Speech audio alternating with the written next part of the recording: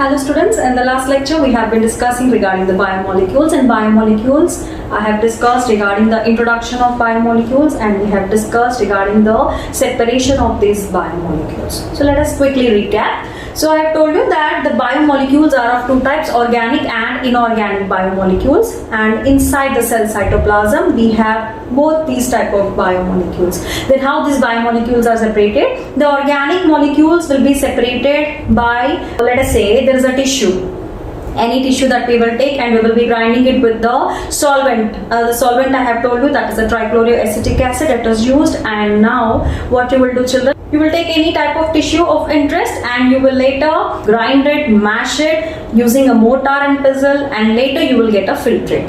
And this filtrate will be having the biomolecules and they will be separated in two fractions. What are the two fractions that are obtained, children? One is acid soluble fraction and other is the acid insoluble fraction. The micromolecules are separated in acid soluble fraction and the macromolecules will be present in the acid insoluble fraction. In the same way, we have the separation for the inorganic molecules, and inorganic molecules are mainly the ions, the sodium, magnesium, or you can say calcium, chlorine like substances will be present, and all these substances will be separated using different type of method. What is the method I have told you? You will take a tissue, you will take the fresh weight, after that you will be completely drying it using some hot air oven, and later you will be burning the tissue using some furnace, and later this will be taken and dissolved into the acid, and there again we will be getting the filtrate, and there the biomolecules are again present in acid soluble as well as the acid insoluble fraction. Mainly the inorganic molecules will be present inside the acid insoluble fraction. That is what we have discussed in the last lecture. Later I have told you that the micromolecules present inside the cell cytoplasm, they mainly contain amino acids, and next we have discussed with the nucleotides and the simple sugars. All these three will be coming under the micromolecules, and these micromolecules will be present in the acid soluble fraction. The weight will be ranging, the molecular weight will be ranging from 18 to 800 Daltons. And next we have discussed with the macromolecules. I have given the classification, and macromolecules again we have the three major compounds, that is one I have told you regarding the nucleotides, the proteins, and next we have the complex carbohydrates, and even the lipids are also present in the acid insoluble fraction. Why? Because they will be forming vesicles and they cannot be dissolved inside the acid. So this is what we have discussed in the last lecture. And next, coming to the composition of the cell. We all know that the cell will be mainly containing all these biomolecules. Let us see the proportion of these biomolecules. This is given in the table number 9.4 in your NCERT book. Okay, so let us see. So coming to the biomolecules, any type of cell, or you can say any type of tissue, if you take, the major amount will be occupied by the water. Okay, so water, it is a major solvent, and the percentage of water will be more in the cytoplasm. So here the water present in the cell, it is ranging from 70 to 90%. And next, what is the next one? So apart from water, we have the biomolecules. Yes, this is also a biomolecule, but mainly this is the solvent and this will be occupying the major portion. So after water, we have lipids, proteins, nucleic acids. So all these are present inside the cytoplasm and they have different proportions. So this is regarding the composition of the cell. We have different type of biomolecules. I have written here, children. The water will be constituting the major portion, that is 70 to 90%, and carbohydrates we have 3%, and nucleic acid around 5 to 7%, lipids will be constituting 2%, and proteins will occupy the major portion compared to the other biomolecules. If you see the amount of protein, the cell will be containing more of protein compared to other biomolecules. The protein will be ranging from 10 to 15%, and ions will be occupying the least. So now and this will be first discussing with the carbohydrates. Okay, the major food source for the living organisms are the carbohydrates. They are not only the food source, the major energy source in the living organisms. They are most abundant biomolecules present on this earth surface. So these carbohydrates are the organic compounds, and mainly they are made up of carbon, hydrogen and oxygen, which are present at the molar ratio of 1:2:1. The general formula of the carbohydrates. What is the general formula, children? We have CnH2nO. Okay, so this is a general formula for the carbohydrates. And in this carbohydrates, there are certain carbohydrates which are not obeying this rule or obeying this empirical formula, or you can say the general formula. So what are the exceptions we have? We have certain sugars, they are carbohydrate but they are not obeying the rule of this molar ratio. So let us see the exceptions here. So these are the three type of sugars. Here I'm giving certain examples, children. So these are the examples. These are the carbohydrates where the molar ratio will be different. In the general formula, if you observe, the molar ratio should be around 1:2:1. The proportion should be, but the proportion is varying in these carbohydrates. Okay. Not only that, we have certain carbohydrate compounds where we find a different type of, or you can say different type of atoms or molecules which are attached to it. Means modified sugars. If you observe, I have told you generally these are made up of carbon, hydrogen, oxygen. But there are certain carbohydrates where you can see different type of compounds attached to it, like nitrogen, sulfur or phosphorus. So all these are modified sugars. So one of the example I have given, that is glucosamine, it is attached to the nitrogen. So in this way they will be bonding with the different type of compounds and they will be deviating from the general structure of the carbohydrates. And next, we have certain different type of compounds which are obeying these laws. Firstly, I have told you that the carbohydrate compounds which are deviating from this proportion. And now I am telling you that there are certain different type of compounds which are obeying or which are coinciding with this formula, empirical formula. So what are those? We have exceptions here.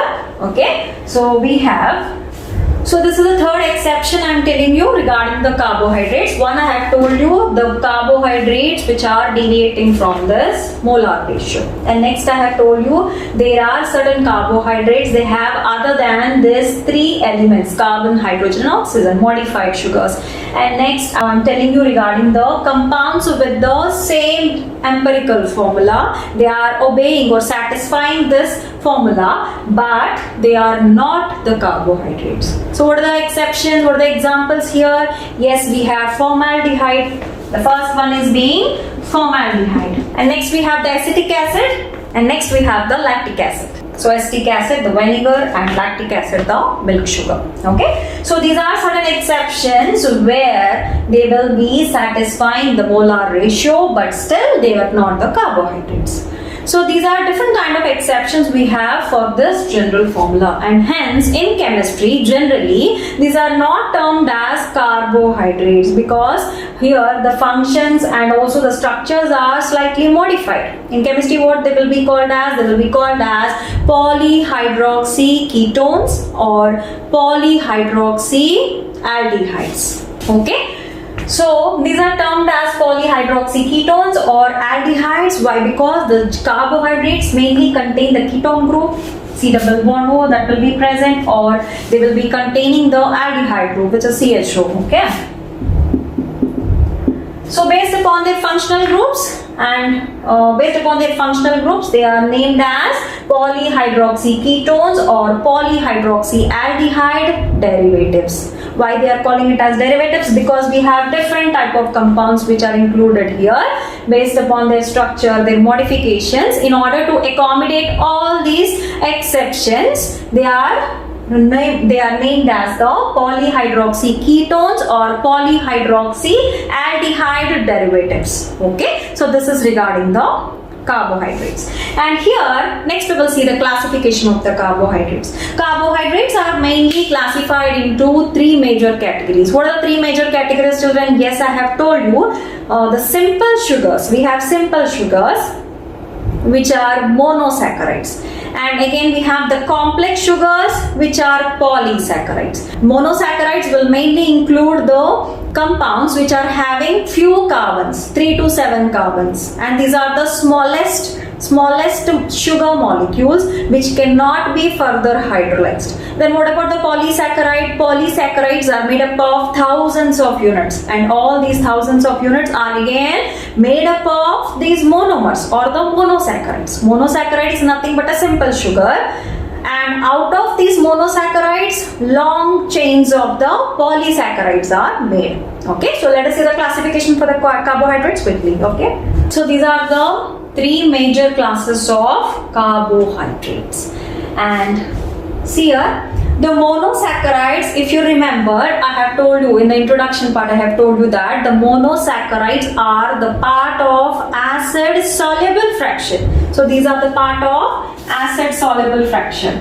Why these are a part of the acid soluble fraction that we have discussed? These are the micromolecules. They have less molecular weight. And these two, oligosaccharides as well as the polysaccharides. Oligo means a few sugars. So other than one, more than one, we call them as oligosaccharides. Starting from 2, ranging below 10, we call them as the oligosaccharides. Okay. So here we have single unit of sugar. Okay. And here oligosaccharides means it will range from 2 to 10. Okay. So below this, below 10, we can call them as the oligosaccharides. And what are polysaccharides, children? Above 10, and it will be ranging till thousands. Okay, I have told you mainly 10,000, 20,000 units of sugars will be binding together to form the complex carbohydrate. So this is simple carbohydrate and this is the complex one. Okay, so both this will be coming under the simple carbohydrates and this is the complex carbohydrate. Mainly in the cell cytoplasm or in building up of the material, the complex carbohydrates, that are the polysaccharides, will play the major role. Okay, so here we have 2 to 10 units and polysaccharides greater than 10. These are complex carbohydrates. Okay. So this is regarding the three categories. So we'll be discussing with each and every category. So first we will be starting with the monosaccharides. So as discussed, these monosaccharides are here the simplest form of the sugars. And here they can't be further hydrolyzed and they are mainly made up of 3 to 7 carbons. And I'm making it clear for you again, this will be coming under the acid soluble fraction. In acid insoluble fraction, we have the polysaccharides. Okay.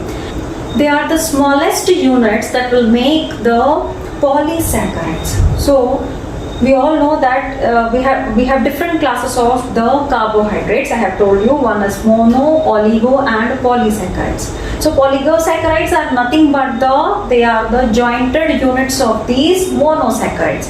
Any polysaccharide or any oligosaccharide that has to be formed from the simplest unit, which is the monosaccharide. So here I have given certain examples of monosaccharides. So let us see. So these are the chemical structures of these common sugars which are mainly present in our diet. So first let us see the glucose. So glucose, here I have given two forms, children. One is the chain structure and other is the ring structure. It is a 6 carbon compound. So first we will see with the glucose. And here in your NCERT book also you have these two structures. One it is given as chain form and other is the ring form. This is the most favorable form of the sugar. In the liquid form, in water, generally the glucose will exist in the ring form. But for representation, we generally use this chain form. And here we have the 6 carbons and they are attached with the hydrogen as well as the hydroxyl group. One we have the carbonyl group. Then how this ring form is formed here?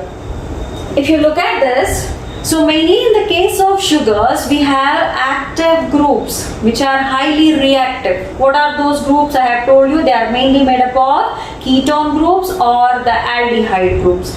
So here the ketone group and the aldehyde group, the presence of these groups will make the sugars to form these ring-like structures. And if you observe in the case of glucose, so here the first carbon, it is being reacting with the 5th carbon, the OH group of the 5th carbon, and they will form this ring-like structure. And the ring is 6 numbered ring. If you observe, the structure is a 6 numbered ring. So here the first carbon, it will be reacting with the hydroxyl group. Here the aldehyde group is present, the aldehyde group of the first carbon, and it will be attacking the fifth carbon. They will be reacting, and this hydroxyl group along with this, they will meet together to form the 6-membered ring. And the 6-membered ring, it is known as pyranose ring or pyran. Okay, so glucose will form a ring structure. This is the chain form and this is the ring form. Mainly this ring form is favorable compared to that of the chain form. Chain form practically it is not possible, children, in the solutions or in the liquid medium. The glucose will exist in the ring form. And in this ring form, again, the glucose can exist in 2 ways. What are the 2 ways, children? One, it can show a 6-membered ring, or it can exist as the 5-membered ring. So how the 5-membered ring is possible? If you observe, the first carbon, when it is attacking the 4th carbon, then it will give a structure like this. If you observe the structure of the fructose is a 5-membered ring. Right? So the structure will be like this. If the glucose, the first carbon, it is attacking the 4th carbon instead of 5th carbon, if it is attacking the hydroxyl group of the 4th carbon, it will be giving if this is the case, this will give a furanose or furan ring. Furanose or furan ring, and this is 5-membered ring.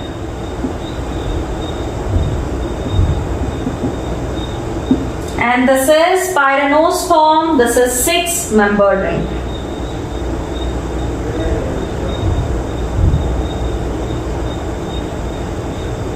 Clear? Look at this carefully. If the first carbon reacting with the 5th carbon, it will form a ring which is 6-membered ring. Sometimes the glucose may show the reaction with the 4th alcoholic group, the alcoholic group present on the 4th carbon. If that is the case, we have another type of structure which is known as furan or furanose. So this is pyranose and this is furanose. So what is the furanose, children, here? It is 5-membered ring. Like this. And in these two again, which is more favorable? The pyranose form is more favorable. So in your NCERT book also you can see the structure like this. You don't have this structure.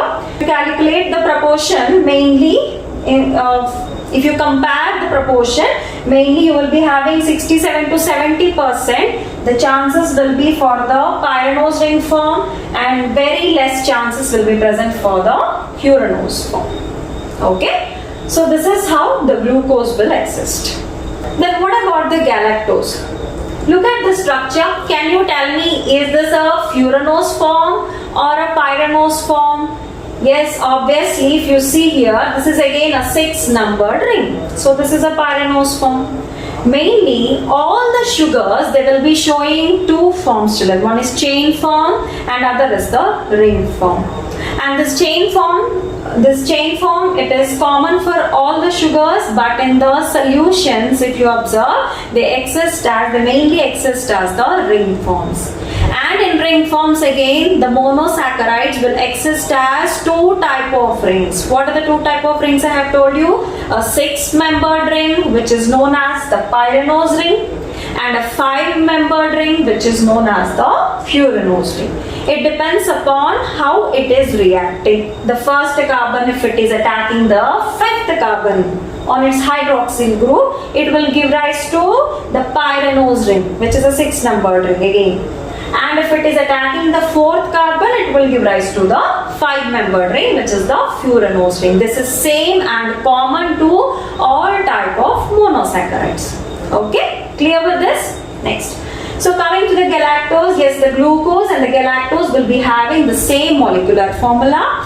And what is the difference between glucose and galactose? Simply observe, children, at the 4th carbon region, The OH group here, the OH group is in the reverse direction. The OH is here, it is facing upward and it is downwards. So this is the only difference in the glucose and the galactose. They are mainly called as epimers. We are not considering with all these structures. This is mainly regarding the biochemistry. We are here concerned with the functions of these sugars. Mainly we are concerned with the functions of the sugars. Okay. Next, coming to that of the fructose. And here, in the case of the glucose and the galactose, I have given the pyranose ring forms. Then what about the fructose? Fructose is also a 6-carbon compound. If you observe, this is 6 carbon and the galactose is also the 6 carbon and fructose even is a 6 carbon. If you see the labeling, 1, 2, 3, 4, 5, 6 carbon compound.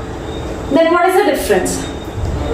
In the case of the other sugars, remaining monosaccharides, they will mainly show the pyranose form as the favorable one.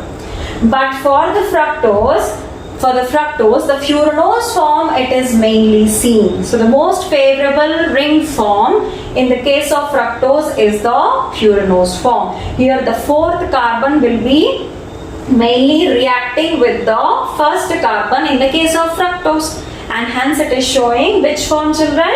The 5-membered ring configuration, which is the furan ring. Okay. So in the case of fructose, you have to remember it is a furan. And let us see the next structure. Another example I have given, the ribose. Ribose is again a 5-carbon compound. All these 3 are 6-carbon compounds and the ribose. So in your NCERT book we have 2 examples. One is glucose and other is the ribose. Okay. And for the ribose, here again it is a furan type of ring and it is a 5-membered ring. Even the ribose, it will be showing this chain configuration. How will be the chain configuration? Let us say 1, 2, 3, 4 and 5. And we have, so look at this structure, children. If you want to see this in a chain form, the ribose will exist like this. So we have came across this term called ribose sugar. Ribose sugar, it is mainly seen in the case of RNA. RNA is made up of ribose sugar and DNA, it is made up of deoxyribose sugar. We have discussed this in the DNA topic. So in NEET series in botany, I have discussed regarding this. The DNA will be having deoxyribose sugar and RNA will contain the ribose sugar. So look at the structure. Ribose is a monosaccharide and it is having how many carbons, children? We have 5 carbons. So this is a structure of the ribose. Ribose is a part of RNA. So this is the most important structure. So this is regarding the examples under monosaccharides. There are 2 important forms of the sugars. Sometimes while writing the names of these monosaccharides or while writing the names of the sugars, it will be given as alpha and beta. Then what is this alpha beta? Sometimes it is said alpha glucose or sometimes it is said to be beta glucose, beta galactose, alpha galactose. Okay, so we'll be discussing with this alpha and beta forms. So alpha and beta forms are again common for all sugars. Then what is this alpha and beta? This alpha and beta configuration, it is mainly given based upon the hydroxyl group. The hydroxyl group, the position of the hydroxyl group present on the carbon 1 compared to the position of hydroxyl group present on the carbon 6. Once again, position of the hydroxyl group present on the carbon 1, it is compared to which carbon, children? In chemistry, it is compared to the 6th carbon. So based upon the position of these both, we will be calling them as alpha form or beta form. What is alpha form here? So let us quickly see what is alpha form. If the OH group or the hydroxyl group, it is present in the same direction with that of the 6th carbon. If it is present in the direction of the 6th carbon, we call this configuration as alpha. Okay. So let us say if the hydroxyl group it is present below, it is present like this, and the hydrogen it is present like this, then what will happen? The hydroxyl group of the first carbon it is in the opposite direction to the hydroxyl group of the sixth carbon. If these are in opposite direction, we call them as beta configuration. So we call them as beta molecules. Okay. So these are alpha molecules when both of the hydroxyl groups are in the same position, and they are beta forms when they are in opposite direction. Not for all carbons, only for the carbon 1 and carbon 6. Then tell me, is this the alpha form or beta form now? Tell me, children. So now tell me which one. Here it is the beta galactose. What about the fructose, children? The fructose will be having which configuration? Can you observe this? Here the first carbon will be having the alcohol grouping which is facing downwards, and this is above. So this is in opposite direction. Then we call it as beta fructose. Okay. And the same thing here for the glucose, it is here the same direction, the alcoholic group here. If you observe the diagram here, in the case of the glucose, we have it in the same direction. So we call this form as the alpha glucose. So this will be the alpha form. And in the same case here, if you observe for the ribose, the last carbon, the fifth carbon, the OH group and the first carbon, OH group. So those are in the opposite form. So we call it as the beta form. So this is regarding the alpha and beta forms. So now tell me, the sugars are of how many types? The sugars here, they can occur in different forms. And what are the different forms we can see? One I have told you, they can occur as the chain form and the ring form. And in the ring form again, I have told you there are two ring forms. What are the two ring forms, children? One is pyranose form and other is the furanose form. The pyranose form, it is more favorable compared to that of the furanose form. But in the case of fructose, the furanose form, it is mainly favorable in the case of the fructose molecule. So this is regarding the monosaccharides. And next, going to the next important one, the derived monosaccharides or the modified monosaccharides. Derived monosaccharides are nothing but the simple sugars which are attached to the different type of compounds. I have told you that there are many modifications in the sugars. The sugars will be having the different type of elements other than the carbon, hydrogen and oxygen. What are the different type of elements? It can be something like the carboxyl group or sometimes the addition of the nitrogen, sulfur. So different type of compounds will be, elements will be added and they will modify these sugars. So these are very important, children. Why? Because they are part of the living organisms. You have to pay attention because these are mainly the examples which are given will be related to your subject. Okay. So let us observe the first important modified monosaccharide is the deoxy sugars.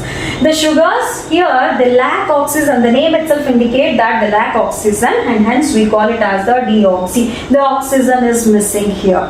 Okay, and such type of deoxy sugars, the first best example, the most important one is the deoxyribose. The ribose sugar is a part of the RNA molecule, and here the ribose sugar is a normal monosaccharide. It's a simple monosaccharide, but the DNA will have deoxyribose, which is a modified monosaccharide. Okay, and next we have the deoxygalactose. This is also known as the fucose, and this is present in the brown algae. This you will be learning in your plant kingdom. We have red algae, brown algae. So here the brown algae that will be having this type of deoxygalactose. Galactose sugar will be lacking the oxygen. So next are the amino sugar, children. Amino sugars means here the sugars are modified, or they will be having the NH or NH2 groups. And here the best example is N-acetylglucosamine. N-acetylglucosamine, we have came across this name in the bacterial cell wall.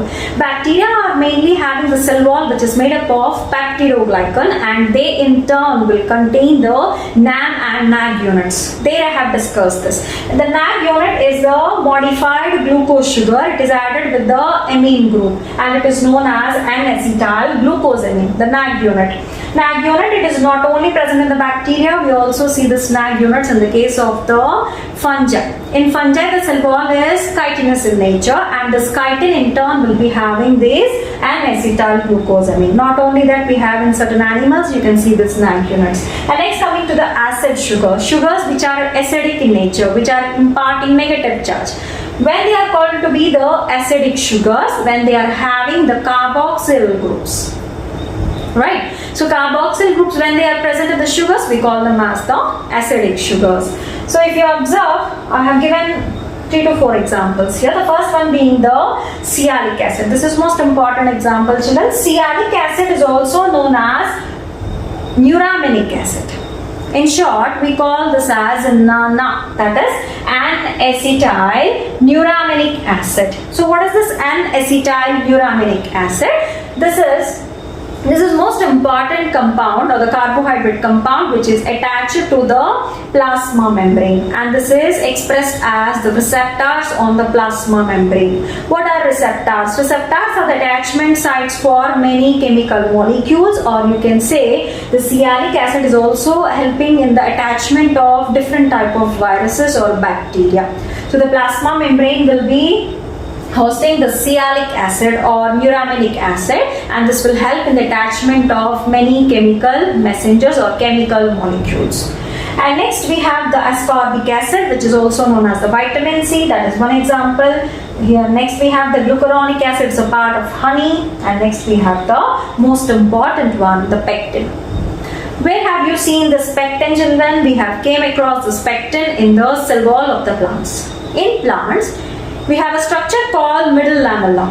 Middle lamella, I have told you, it is acting like a cementing matrix, and the cementing matrix because it is joining the adjacent cells. And this property of the cell wall or middle lamella, it is mainly due to the presence of pectin. And in turn, what will present in this pectin to make them gel-like or like a glue-like substance. And in turn, this pectin, it is having 2 type of acids. Acid sugars. What are those acid sugars, children? Galactouronic acid and glucuronic acids. I have told you that the pectin will be, it is highly hydrated compound, will attract the water molecules in turn, and also it will be attracting the cationic molecules like calcium and magnesium. Then you can understand why these are mainly attracting the cationic molecules, children, because of the presence of the negatively charged sugars.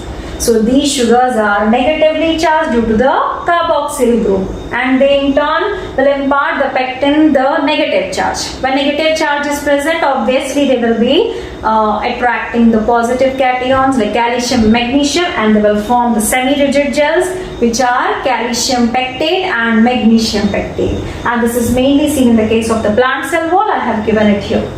And lastly, we have the sugar alcohols. Now generally the sugars will be having the alcoholic groups. If the alcoholic groups are more, we call them as the sugar alcohols. So here the examples, the mannitol, again the brown algae, the same example we have here for brown algae. The second type of monosaccharide, modified monosaccharide is seen in the brown algae, that is the mannitol. All is the suffix, it is attached to the carbohydrate or the sugar compound. Mannose is a compound and all is the alcohol. Okay, so that is mannitol. And here in this case, we have other 2 compounds, one is sorbitol and xylitol, both are of plant origin. Not only that, these sorbitol and xylitol will have the low glycemic index. They will be releasing, these are not easily digested in the system, the digestive system, like that of the glucose. And hence, due to their low glycemic index, they are mainly used by the diabetic patients. Okay. Not only they are naturally present, children, these are also used in the medicine. They are mainly produced in the laboratory and used in the medicine. Okay, so this is regarding the derived monosaccharides or the modified monosaccharides. So this is regarding your monosaccharides, children. In the next lecture, we'll be discussing with the oligosaccharides and polysaccharide, and we will be finishing with the carbohydrates. Okay.